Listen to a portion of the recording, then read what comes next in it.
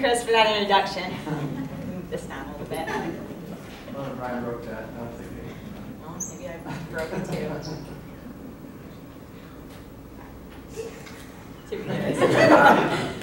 Got it. Thank you, Chris, again, for that introduction. Thank you, President Sterrett, other inductees, and all of our guests here tonight. Receiving this award is such an incredible honor. When I reflect back on my experience at St. Mike's, I realize what an incredible opportunity I had. Not only to attend such a wonderful, beautiful college, you've all been here on this campus. What they've done the last 10 years is unbelievable. But also to participate in collegiate athletics. Growing up, I always thought if you worked harder than those around you, whether in the classroom or on the field, then you, of course, would get into the school you wanted, and you get onto the team, get a spot on the team. However, when I entered the working world, I became a teacher within communities with far less resources and opportunities than what was my reality. I soon discovered that the answer to success is not always as simple as hard work pays off. Yes, hard work sets the foundation one needs to thrive in an ever-growing world, but success is so much more than that. You need luck, dedication, and the support of those that are closest to you to truly stand apart, to follow your passions and accomplish your goals. I'm so lucky to have a family that has supported me 100% from the time I picked up a ball in the book over 30 years ago. I'm so fortunate to have friends, teammates, coaches over the years that have helped cultivate what talents I did have, and I'd like the time to recognize them now. First, I'd like to thank my travel team coach and later assistant coach at St. Mike's, Ralph Haldet.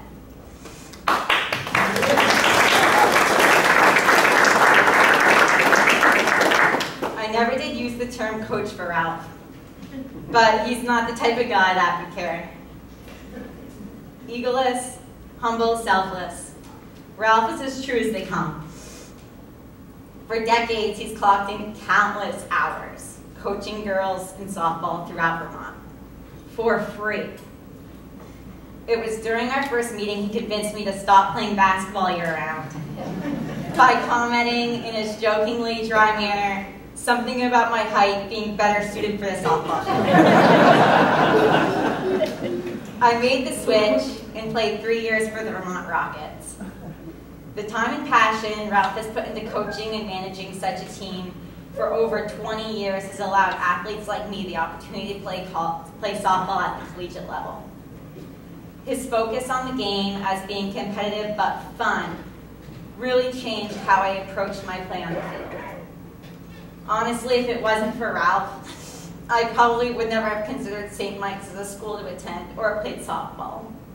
Thus, I wouldn't be receiving this award right now, so thanks, Ralph.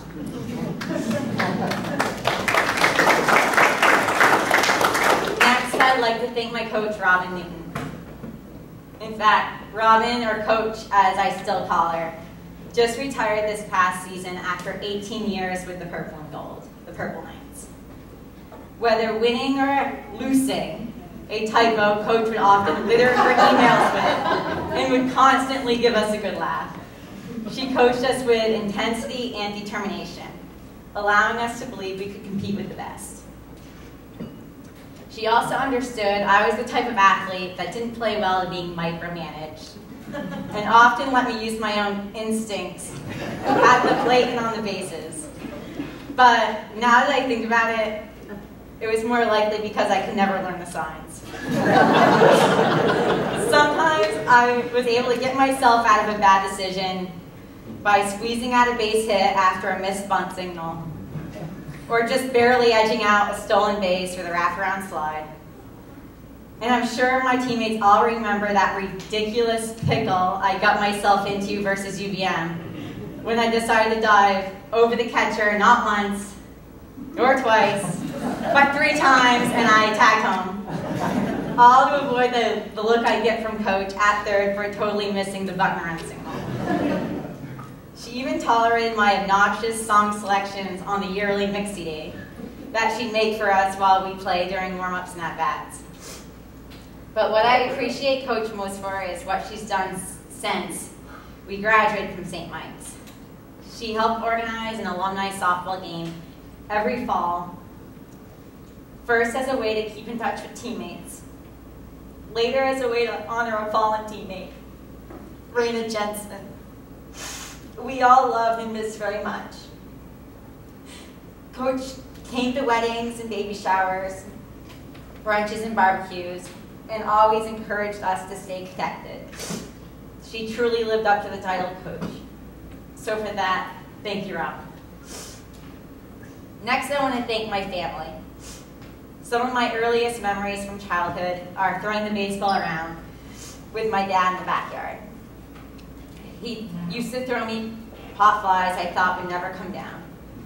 I remember being a scrawny 9-year-old going to UVM with my twin brother to try out for Colchester's Little League baseball teams. I was already nervous, but that nervousness certainly intensified when I realized I was the only girl there trying out for a team. I don't remember much from that tryout except running after a bunch of ground balls I had missed. My dad was there cheering me on the entire time. On the drive home, I told my dad I didn't think I'd make the advanced division, being that I was the only girl that tried out. He reassured me that it didn't matter that I was a girl, that I showed that all that mattered, that I showed that hustle matters, and that he and hopefully the coaches noticed I was the only player to sprint after every missed ball. He could tell you about every ball I hit that year on our championship team in the advanced division, and for the next 12 years, because he rarely missed a game.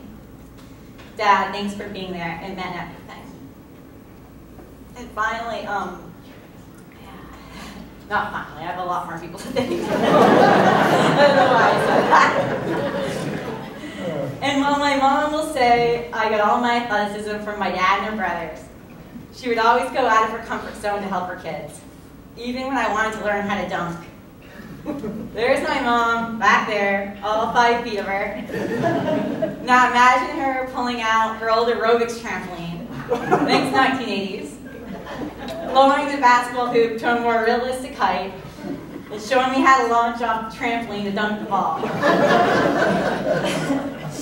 How we didn't both end up in the ER that afternoon is beyond me. But I was doing 360 jams on that 6-foot hoop in no time.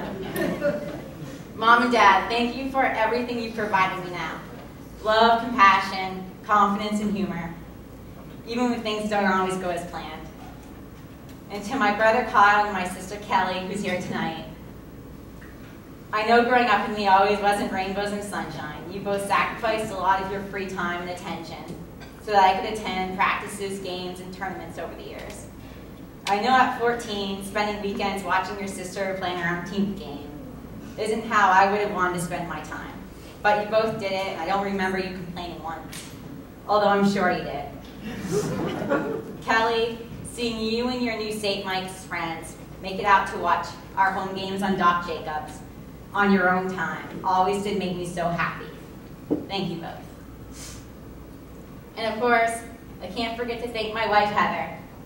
When I told her I wanted to move back to Vermont to become a professional brewer, with no more than 2 homebrew batches under my belt, she didn't bat an eye.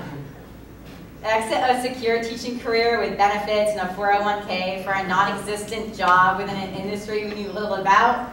Sure, let's give it a try. But we haven't looked back. Risks are somewhat of an anathema to Heather, so I don't know how I convinced her to follow me down that path. Thank you for always supporting my interests, no matter how crazy they seem. Lastly, I want to thank my teammates over the years at St. Mike's. My most vivid memories from college are the time spent with my teammates and best friends. In dorm rooms, townhouses, hotel rooms, coach buses, theme parties, S-Day weekends, Sunday morning brunches after clinics, Alley-O team dinners. I have an unending appreciation for my SMC S-Ballers, class of 03 to 010. You made my 4 years a very special experience. And finally, I would like to dedicate this award to my grandfather and my grandmother, James and Mary Jane Wagner. Grandma Wags, as she's become known, has rubbed many rosary beads to sawdust in the games she's attended. You could always hear her giving me encouraging words in her own way from the sidelines, even on the coldest spring days. And as long as I knew him, my grandfather was a man of few words, quiet and serious, but generous in departing what he thought was most important, knowledge and work ethic. I still reflect on the values he lived by, and I know he would have loved to have seen me receive this award today. Thank you again to my fellow attendees, and thank you all my guests for coming tonight. I hope you all have a great night. Thank you.